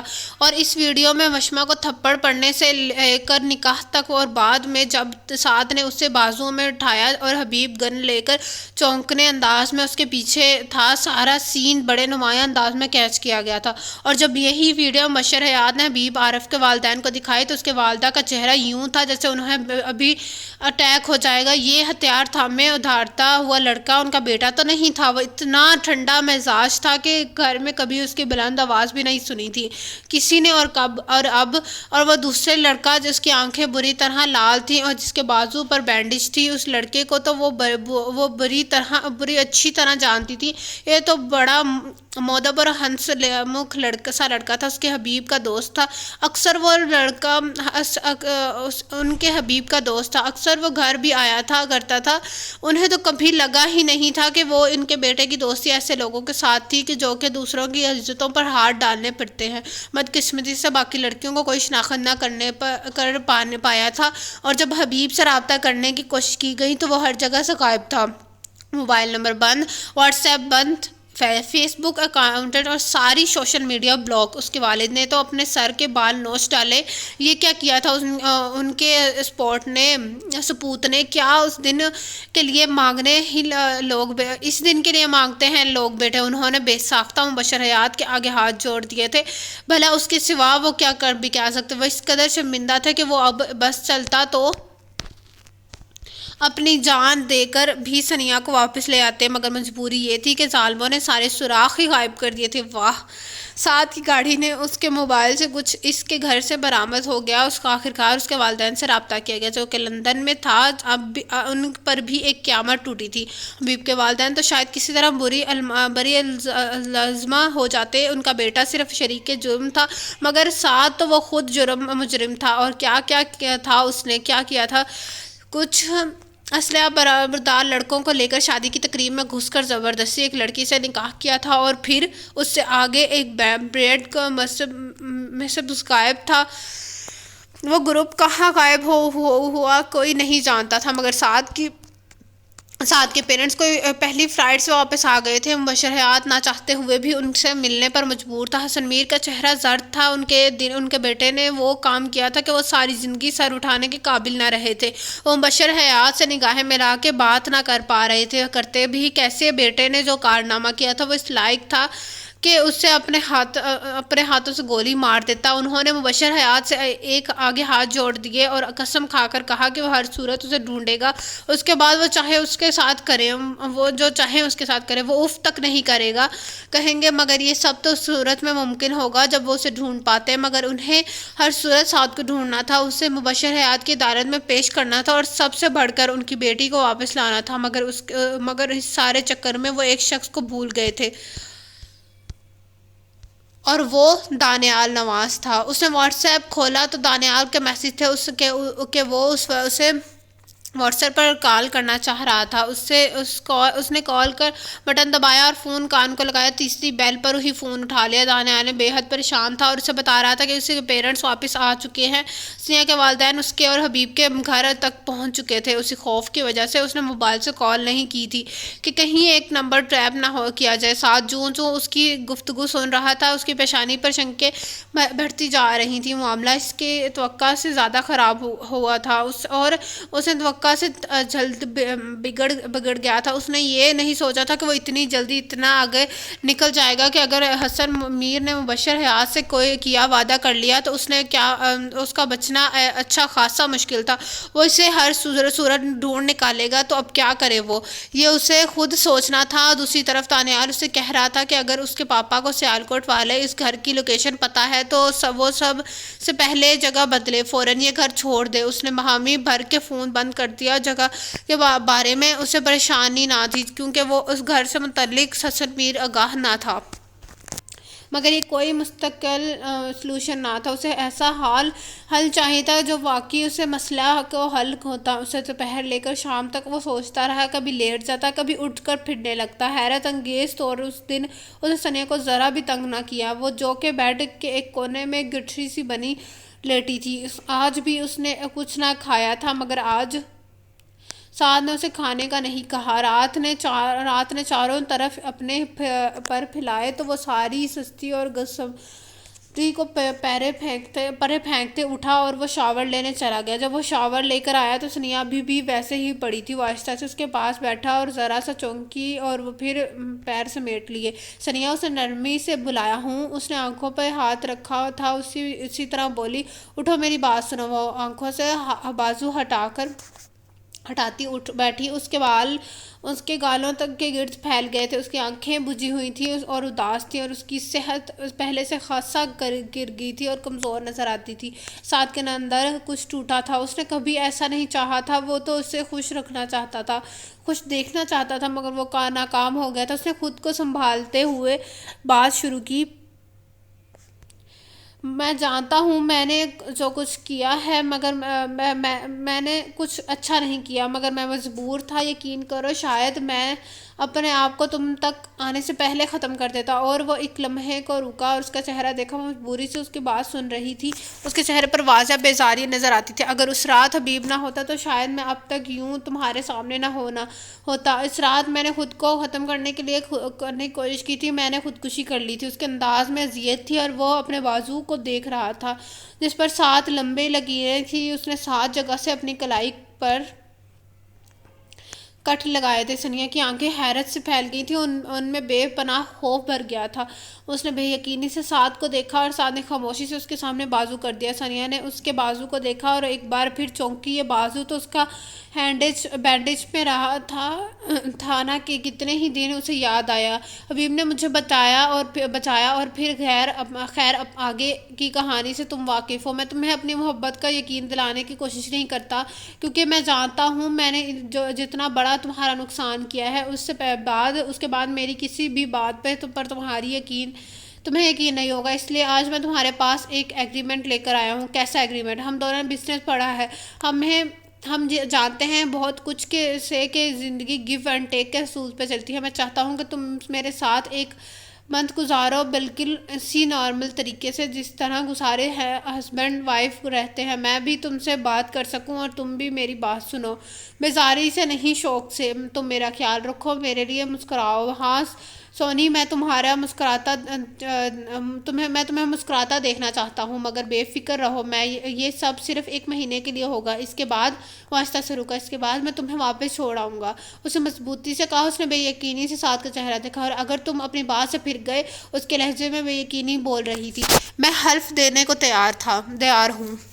وہ تیزی سے بولا، نہیں، حلف نہیں، مگر تم وعدہ کرو کہ وہ بات مکمل بھی نہ کر پائی کہ سعد نے اس کا ہاتھ تھام لیا اپنے دونوں ہاتھوں میں بہت مضبوطی سے۔ میں وعدہ کرتا ہوں ثنیا، میں تمہیں واپس چھوڑ آؤں گا، تم جو بھی فیصلہ کرو گی مجھے قبول ہوگا۔ میں صرف تمہارے ساتھ کچھ پل خوشی کے گزارنا چاہتا ہوں، کچھ ایسے لمحے جو ہمیشہ مجھے سکون دے سکے، کچھ یادیں اکٹھی کرنا چاہتا ہوں۔ سونی مسکراتی ہوئی، محبتوں سے لبریز یادیں جو ہمیشہ مجھے خوش کر دیں۔ میں تمہارے ساتھ اس کے 1 مہینہ اپنی ساری زندگی جینا چاہتا ہوں ثنیا۔ اس کی آواز شدت جذبات سے مغلوب ہو رہی تھی۔ ثنیا نے امید کی کہ اس نے کرن کو کھونا اس کرن کو کھونے نہ دیا، مجھے منظور ہے، وہ بے ساختہ بولی تھی۔ وہ دونوں اس وقت شاپنگ کے لیے آئے ہوئے تھے۔ اتنے دنوں بعد باہر نکلی کر سنیا کو بھی فریش فیل ہو رہا تھا۔ اسے باہر لے کر آتے ہوئے سعد نے اسے بس اتنا ہی کہا تھا، میں چاہتا ہوں کہ تم میری پسند پہنو اور اوڑھو بس۔ اس کے لبوں پر ہلکی سی مسکراہٹ تھی۔ سنیا نے بس دھیمے سے سر ہلایا تھا، مگر شاپنگ سینٹر میں اگر سعد نے سب کچھ اس پر چھوڑ دیا تھا مگر وہ اسے چوائس میں ہیلپ کرتا رہا۔ سنیا تھوڑی الجھی محسوس ہوتی تھی مگر وہ خوشی سے نظر انداز کرتا رہا، کیونکہ اس کے سوا اس کے پاس اور کوئی چارہ نہ تھا۔ اس کی جھجک کا مغز سمجھ رہا تھا۔ شاپنگ کر کے جب وہ لوٹے تو رات گہری، وہ اسے فریش ہونے کا کہہ کر خود کافی بنانے چلا گیا۔ سنیا سر ہلاتی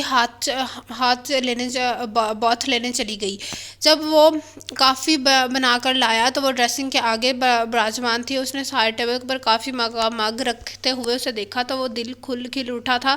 وہ سفید فراک میں ملبوس تھی جو کہ اس کی گھٹنوں تک چھو رہی تھی۔ اس کے ساتھ ریڈ دوپٹہ تھا جو اس کے سر پہ لیا ہوا تھا۔ وہ اس کے قریب چلا آیا۔ وہ اس دونوں کلائیوں میں چوڑیاں پہن رہی تھی، سرخ چوڑیاں۔ وہ خاموشی سے ڈریسنگ سے ٹیک لگائے اسے دیکھتا رہا۔ بعض منظر بیان کی حد سے باہر نکل جاتے ہیں، اس لیے وہ بیان کرنے سے قاصر تھا کہ اسے کیا محسوس ہو رہا تھا۔ اس نے نظر اٹھا کر سعد کو دیکھا تو اس نے چہرے پہ واضح گھبراہٹ عیاں تھی۔ سعد کی آنکھوں میں انس اور نرمی تھی۔ اس نے احتیاط سے قدم آگے بڑھایا اور سنیا کو دونوں اشاروں سے تھام لیا۔ بہت آہستگی سے مخاطب ہوا تھا، مجھے ایک اجازت چاہیے سنیا۔ کیسی اجازت؟ میں تمہارے ساتھ گزرے ہر لمحے کو کیمرے میں قید کرنا چاہتا ہوں۔ میں یادوں کا یہ سرمایہ اٹھا کر اکٹھا کرنا چاہتا ہوں سونی۔ میں وعدہ کرتا ہوں کہ میں ان تصویروں کو ہمیشہ سیکرٹ رکھوں گا، نہ تو کسی کو دکھاؤں گا، نہ ہی کسی اور طریقے سے کہ تمہارے خلاف استعمال کروں گا۔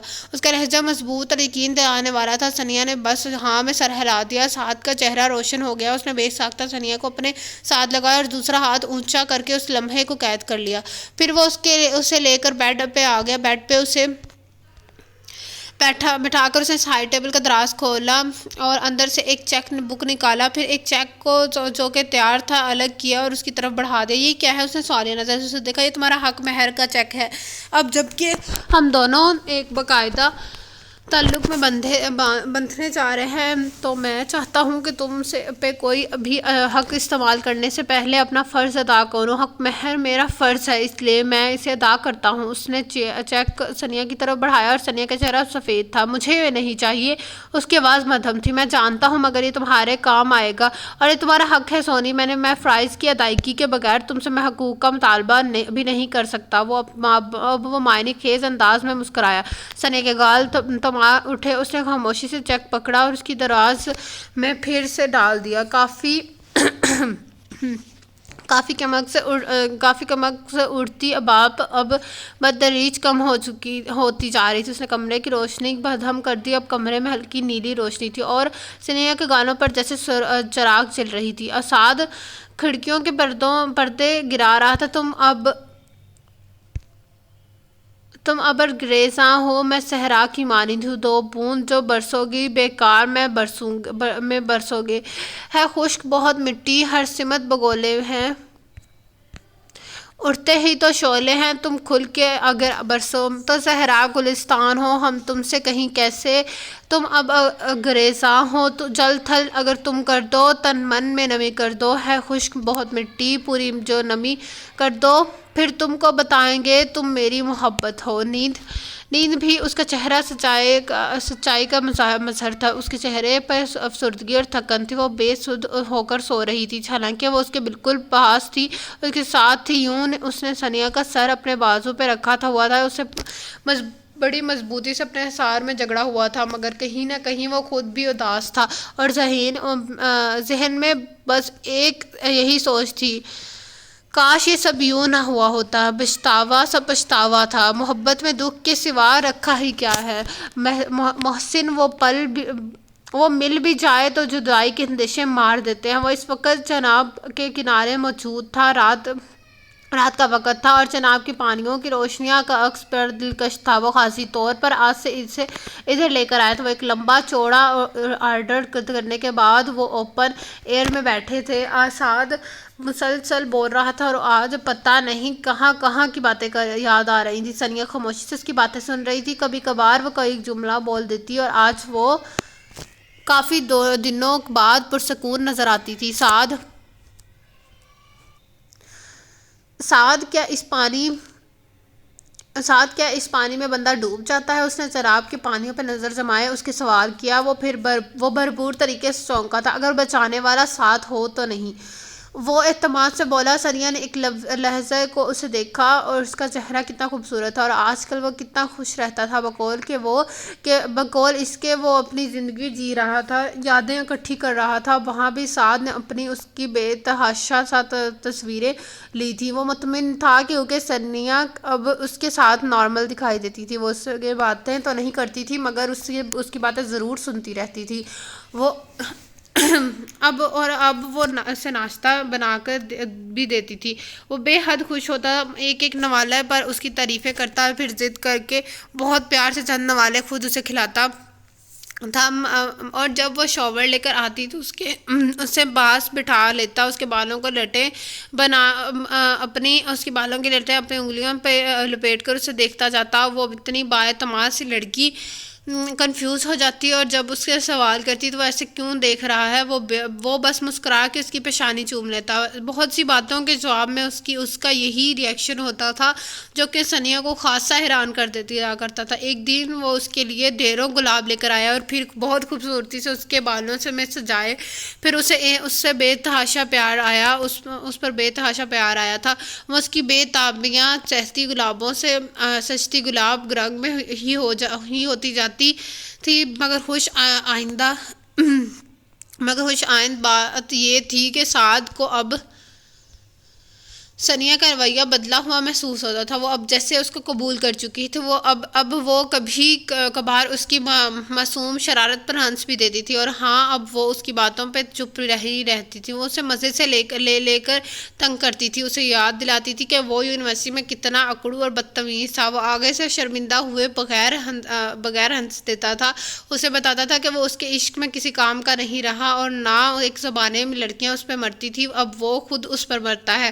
وہ آگے سے سرخ پڑ جاتی۔ کبھی کبھار وہ اس سے عجیب سی فرمائشیں کرتا رہتا، بہت سر درد ہے سر میں مالش کر دو، اور ایک دفعہ تو اس نے حد ہی کر دی۔ آدھی رات کو تکلیف سے کڑھاتا اٹھ بیٹھا، اس کے شولڈرز میں پین تھا، وہ اس کے شولڈرز دباتی رہی، پھر مالش بھی کی، پھر وہ اس کے گود میں ہی سر رکھ کے سو گیا۔ ثنیا نے بھی اسے تنگ نہ کیا، اس بیچارے کو اتنا درد تھا کہ اب وہ اتنے مشکل میں سویا تھا۔ اسے کمبل اس پہ درست کیا اور خود بھی ویسے ہی آنکھیں بند کر لی۔ ایک دن وہ موبائل پہ لگا تھا اور ثنیا ویسے ہی اس کے پاس بیٹھی تھی۔ جب اس نے موبائل پہ ثنیا کی طرف بڑھا دیکھا، تمہیں بھی تو کینڈی کرش پسند ہے نا، چلو تم کھیلو، اس نے کہتے ہوئے ثنیا کو پینچ کر اپنے سینے کی اس کی پشت ٹکا دی اور کمبل درست کر دیا۔ چند لمحے تو وہ ساکت سی رہی۔ کیا انداز تھا، یعنی کہ وہ سعد کے سینے سے پشت ٹکا کر نیم دراز تھی اور سعد نے دونوں بازو اس کے گرد لپیٹ رکھے تھے اور تھوڑی اس کے سر پہ ٹکائی ہوئی تھی، اور موبائل اس کے ساتھ میں دیے اس کے کھیلنے کا انتظار کر رہا تھا۔ وہ کچھ ہچکچا کر کھیلنے لگی اور سعد کے لبوں پہ بے ساختہ مسکراہٹ آ گئی۔ وہ اسے اب تنگ کر رہا تھا۔ وہ صحیح موڈ لیتی تو الٹا مشورہ دیتا اور غلط موڈ لیتا تو ہنستا۔ وہ بھی اب انجوائے کر رہی تھی۔ واقعی یہ گیم دانیال کے علاوہ وہ چاروں کھیلتے تھے اور ہمیشہ ایک دوسرے کے ریکارڈ بریک کرتے رہتے تھے۔ اب وہ وقفے سے اس کے بال، اس کا ماتھا، اس کے گال چوم رہا تھا۔ وہ واقعی جھلا تھا، ہر روز دن گنتا تھا اور گنتا اداس ہو جاتا تھا کہ اس کے پاس ثنیا بہت کم مدت کے لیے رہ گئی تھی۔ جیسے دن گزر رہے تھے، سعد کی آنکھوں میں ایک مستقل اداسی اور بے چینی نظر آتی تھی، اس کی شدتیں بڑھتی جا رہی تھیں۔ یہ 1 مہینہ اور 11 دن بعد کی بات ہے جب حسن میر کے گھر کا دروازہ کھلا اور ہموار انداز میں وار انداز میں ایک سیاہ کار روش پر پھسلتی ہوئی پورچ میں آ رکی۔ اول دسمبر کے دن تھے اور حسن میر اپنے مسز نائلہ میر کے ساتھ لان میں بیٹھے چائے سے لطف اندوز ہو رہے تھے۔ پھر کار کے اگلے دروازے کھلے اور سعد اور ثنیہ باہر نکلے۔ حسن میر کے ہاتھ میں چائے کا کپ لرز گیا۔ انہوں نے تیزی سے کپ میز پر رکھا اور اٹھ کھڑے ہوئے۔ نائلہ کا چہرہ سفید ہو گیا، انہوں نے بھی حسن کی پیروی کی اور کھڑی ہو گئی۔ سعد اور ثنیہ اب ان کی قریب آتے جا رہے تھے۔ یہ سعد تھا، ان کا یقین نہ آیا۔ وہ بے حد کمزور دکھائی دیتا تھا مگر اس کی آنکھوں میں چمک تھی۔ وہ اس کے ساتھ وہ پیاری سی لڑکی تھی، ہاں وہ ثنیہ ہی تھی۔ السلام علیکم پاپا ماما، اس نے قریب آ کر یوں سلام کیا جیسے روز کا معمول تھا۔ اس کے انداز میں کوئی شرمندگی نہ تھی، نہ ہی وہ اوور ایکٹنگ کر رہا تھا۔ وہ بہت پرسکون دکھائی دیتا تھا، اس کا لہجہ بہت ہموار تھا۔ اس کے اس اطمینان نے حسن میر کو تیش دلا دیا تھا اور دانت کھینچتے آگے بڑھے۔ وہ اسے کندھے سے تھام لیا۔ تم ساتھ، تمہیں احساس ہے کہ تم نے کیا کر کے آئے ہو اور تم یوں ریئیکٹ کر رہے ہو جیسے کچھ ہوا ہی نہیں ہو؟ تم بے غیرت انسان۔ انہوں نے بے قابو ہوتے ہوئے الٹے ہاتھ کا تھپڑ اس کے چہرے پہ مارا تھا۔ نائلہ دہل سی گئی تھی۔ وہ آگے سے کچھ نہ بولا، بس اسی طرح کھڑا رہا۔ کتنا ظلم کیا ہے تم نے، تمہیں اندازہ ہے ایک خاندان کی عزت سے کھیلا تم نے، ایک شریف اور عزت دار خاندان کو منہ دکھانے کے قابل نہیں چھوڑا تم نے۔ بے شرم انسان، کیوں واپس آئے ہو؟ چلو بھرپائی میں ڈوب کر مر جاتے، مگر کم از کم تو میں تو لوگوں کی جواب دہی سے بچ جاتا۔ میں تمہاری شکل نہیں دیکھنا چاہتا۔ اتنا ہی اندھا کیا ہوا تھا عشق نے تو مجھے بتاتے، عزت سے ان کی بیٹی کا ہاتھ مانگ لیتا۔ ہزاروں لوگوں کی موجودگی میں ان کو تماشا نہ بناتا، ان کی عزت کا جنازہ نہ نکالتا۔ تمہیں ذرا خیال نہ آیا؟ سعد ایک بار سوچتے کیا کرنے جا رہے ہو؟ وہ غضبناک ہو کر دہاڑے تھے۔ وہ خاموشی سے نظریں جھکائے کھڑا تھا۔ نائلہ مبشر صاحب کو فون کریں۔ وہ پھولے نفس کے ساتھ پیچھے ہٹے اور نائلہ کو مخاطب کیا۔ وہ فوراً سے اندر کی طرف بڑھی۔ تم دفع ہو جاؤ یہاں سے، فی الحال میں تمہاری صورت نہیں دیکھنا چاہتا۔ انہوں نے کرہتی سے کہا۔ سعد کی ساکت وجود میں جمش ہوئی اور وہ اندر کی طرف بڑھ گیا۔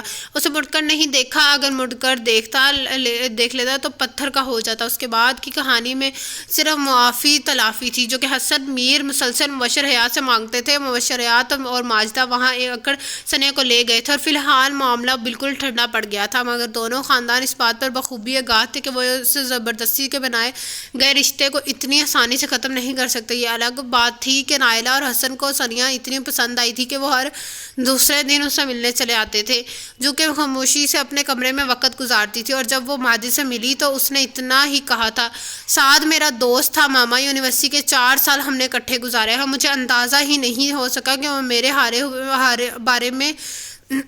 بارے میں دوستی سے ہٹ کر سوچتا تھا۔ اب سمجھ میں آتا ہے ماما کہ کیوں اللہ تعالیٰ مرد اور عورت کا آزادانہ میل جول پسند نہیں کرتا، کیوں وہ کہتا ہے کہ دوستی کی کوئی بھی قسم مرد اور عورت کو بدکاری اور فحاشی کی طرف ہی مائل کرے گی۔ اس کے لہجے میں آگاہی کا اکر تھا۔ وہ کتنا صحیح کہتا ہے نا مما، اور بعد میں اللہ سے بڑھ کر سچا کون ہے؟ کیسے ممکن ہے کہ مرد اور عورت کی دوستی میں جنس نہ آئے؟ اس کا فیصلہ تو اللہ نے ازل سے کر دیا تھا نا۔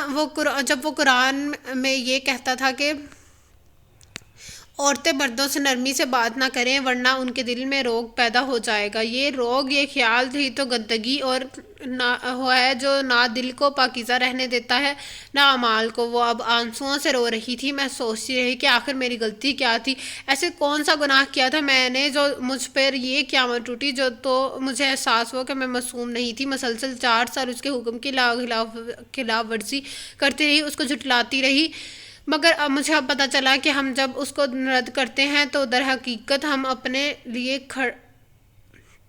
گڑھا کھود دیتے ہیں۔ وہ بس روتی جاتی تھی اور ماجد اپنے لاڈلی کو سینے سے لگائے اسے چپ کروائی تھی۔ وہ ایک ادھر ادھمرے ماحول میں زندہ ہوں، میرے سینے میں کوئی اندھی وحشت ہے، پیاس ہے، تیرا غم ہے اور ویرانی ہے۔ میں جیسے دھندلے سینے میں قید ہوں، سپنے میں قید ہوں، وہاں میں تنہا نہیں ہوں۔ صدیوں کی خاموشی ہے، تیری باس ہے، تیرا غام ہے، اور ویرانی ہے۔ میں نے آرزو کی پامالی کے بدلے جو متاع بچا لی ہے، وہ ایک غلط ہے، وہ ایک رنجش ہے، ایک مسلسل بے کری ہے جو مجھے راس ہے، تیرا غم ہے اور ویرانی ہے۔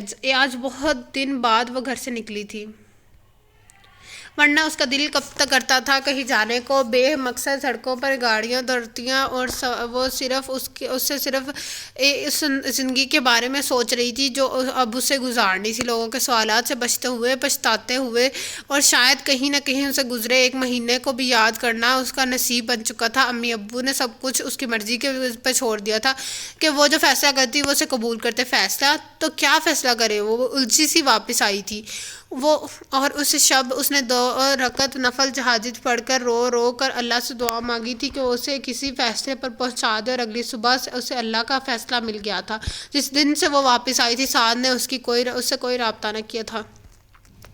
اس نے اپنا وعدہ پورا کیا تھا۔ 1 مہینے کے بعد وہ اسے واپس چھوڑا گیا تھا اور فیصلہ اس پہ چھوڑ دیا تھا کہ اس شب اس نے سعد کو میسج کیا، کیسے ہو؟ مختصر سوال، ٹھیک، تم کیسی ہو سونی؟ فوری جواب آیا، میں بھی ٹھیک ہوں۔ اس نے لکھا، یہ تو بہت اچھی بات ہے، اللہ تمہیں ہمیشہ مسکراتا رکھے۔ اس کے بلہانہ انداز ثنیہ کی مسکراہٹ اداس سی تھی۔ کیا کر رہے ہو؟ اس نے بات کو بڑھانے کی غرض سے پوچھا۔ یہ کر رہا ہوں، اس نے کہا، ساتھ ہی اسکرین پر ثنیہ کو روشن چہرہ بھرا۔ ثنیہ کا دل لرزا اٹھا، اس کی تصویر دیکھ رہا تھا، وہ واقعی پگلا تھا۔ ایک بات کہوں؟ اس نے کہا، کہو نا، وہ بےتابی سے بولا۔ کیا تم میری ایک فرمائش پوری کرو گے؟ چیلنج بھرا انداز، ضرور، تم کہو، ملنے آ سکتے ہو؟ دوسری طرف غالباً اسے سکتا ہو گیا، پھر اسے فوراً جواب چمکا۔ اس وقت غالباً وہ حیران تھا۔ ہاں، اس نے اطمینان سے کہا، اوکے۔ وہ فوراً اسے گلے اگلا جواب آیا، اور ٹھیک 9 منٹ بعد اس کے بیڈ روم کے دروازے پر ہلکی سی دستک ہوئی۔ اسے یقین نہیں آیا۔ اس نے فوراً دروازہ کھولا تو وہ دروازے میں کھڑا تھا، آف وائٹ شرٹ اور بلیک پینٹ میں بکھرے بالوں سمیت۔ غالباً وہ بیڈ سے اٹھ کر آیا تھا۔ ثنیہ نے آہستہ سے پیچھے ہٹ کر اس کے لیے راستہ چھوڑ دیا۔ وہ اندر آ گیا۔ ثنیہ نے دروازہ بند کر دیا۔ کچھ لیے لمحے خاموشی کی نظر ہوئے، اور پھر اس نے ہمت کر کے سعد کو دیکھا جو اسے دیکھتا جا رہا تھا۔ بیٹھ جاؤ نا، اس کے انداز میں جھجک تھی۔ وہ ایک طرف پڑی کرسیوں میں سے ایک پر بیٹھ گیا، اور ثنیہ بیڈ پر ٹانگیں لٹکا کر بیٹھ گئی۔ اس لحاظ اسے لفظ جوڑنا تھا، اس سے بات کرنی تھی، مگر کہاں سے شروع کرے سمجھ نہیں آ رہی تھی۔ میں نے فیصلہ کر لیا ہے، وہ بدوقت بولی تھی۔ سعد کا چہرہ لمحوں میں سفید پڑ گیا۔ اس نے ثنیہ کو یوں دیکھا جیسے کوئی صدیوں کا پیاسا پانی کو دیکھتا ہو، پھر وہ یکلخت اپنی جگہ سے اٹھا اور اس کے پیروں میں آن بیٹھا۔ اس نے دونوں ہاتھ ثنیہ کے گھٹنوں پر رکھے اور اس کے آگے جھک گیا۔ تم جو بھی فیصلہ کرو سونی، مگر میری ریکویسٹ ہے، اس سے پہلے مجھے معاف کر دینا۔ اس کے ہونٹ کپا رہے تھے، اس کے ہاتھوں کے نیچے اس کی ٹانگیں لرزا رہی تھیں۔ سعد، اس نے سسکی لی اور دونوں ہاتھ سعد کے شانوں پہ رکھ دیے۔ میں نے تمہیں معاف کیا سعد۔ وہ اس کے بالوں پہ گال رکھے رو رہی تھی۔ مجھے پتہ نہیں تھا کہ مجھ سے کیا فیصلہ کرنا ہے۔ مجھے اب فیصلہ تو اللہ نے کروایا مجھ سے۔ اس نے مجھے امید کی کرن دی ہے سعد۔ اس کی سسکیاں بے اختیار تھیں۔ 1 ماہ 21 دن پہلے جس کالی رات میں میں نے خود کو پایا تھا، اس تاریک شب کی سحر ہو گئی ہے سعد۔ وہ آ رہا ہے، اللہ نے اسے مجھے عطا کیا ہے، وہ تمہارا خون ہے، مگر مجھے اسے اپنی سانسوں میں پہنچانا ہے۔ اس کے بعد میں کیا فیصلہ لے سکتی تھی؟ اب فیصلہ تو اللہ نے کر دیا نا۔ وہ شدت سے جذبات سے اسے دور سے نکل کر سیدھی ہو کر بیٹھ گئی تھی، مگر اس کے گال ابھی بھیگ رہے تھے، جنہیں وہ ہتھیلیوں سے صاف کرتی رہی۔ سعد کسی پتھر کے بت کے مارے ساکت تھا۔ پھر اس نے حرکت کی ہوئی اور وہ تڑپ کر اٹھا اور اسے شانوں سے تھام لیا۔ سونی، تم سچ کہہ رہی ہو؟ شدت جذبات سے اس کا چہرہ سرخ ہو رہا تھا، اس کی آنکھیں تو نم تھی۔ اس نے بے ساختہ اس بات میں سر ہلایا۔ سعد نے اسے بے قراری سے اسے خود میں سمو لیا۔ سونی میری جان، میری ثنیہ، وہ والہانہ انداز میں اس پہ نثار ہو رہا تھا، اور جب ان کے اشک تھمے تو وہ دونوں ایک دوسرے کو دیکھ کے بے ساختہ ہنس پڑے۔ ثنیہ نے سچ ہی تو کہا تھا۔ جس طرح ہر مشکل کے ساتھ آسانی ہے، اسی طرح ہر طریقی شب کی امید میں سحر بھی ضرور ہے۔ ان دونوں کو بھی ایک چمکتا جگرو مل گیا تھا، مگر راستہ اتنا آسان بھی نہیں تھا۔ اسے ابھی سب کو منانا تھا، ممی پاپا ثنیہ کے پیرنٹس سے معافی مانگنا تھا، حبیب کے پیرنٹس کو منانا تھا، دانیال کا شکریہ ادا کرنا تھا، اور سب سے بڑھ کر اس بگوڑے حبیب کو واپس بلانا تھا، اور جو بے چارہ اس کی دوستی میں مارا گیا تھا اور وہ 2 مہینوں سے ایک مفت کی جلاوطنی بھگت رہا تھا۔ مستزاد سارے دوستوں اور گھر والوں سے بھی کٹا ہوا تھا، اور سب سے بڑھ کر ان سب انسانوں کو ادھر ہی چھوڑ کر اسے رب کائنات کے آگے بھی جھکنا تھا، جس کی منشا کے بغیر یقیناً یہ ممکن نہ ہو پاتا۔ تو آج کے ناول کا اختتام ہوتا ہے یہاں پر۔ تو کیسا لگا آج کا ناول آپ سب کو کمنٹس باکس میں ضرور بتائیے گا۔ جس نے ابھی تک میرا چینل لائک اینڈ سبسکرائب نہیں کیا تو kindly like and subscribe my channel and also press the bell icon. انشاءاللہ میں کل حاضر ہوں گے ایک نئے ناول کے ساتھ، آپ لوگوں سے ملاقات ہوگی کل۔ اللہ حافظ۔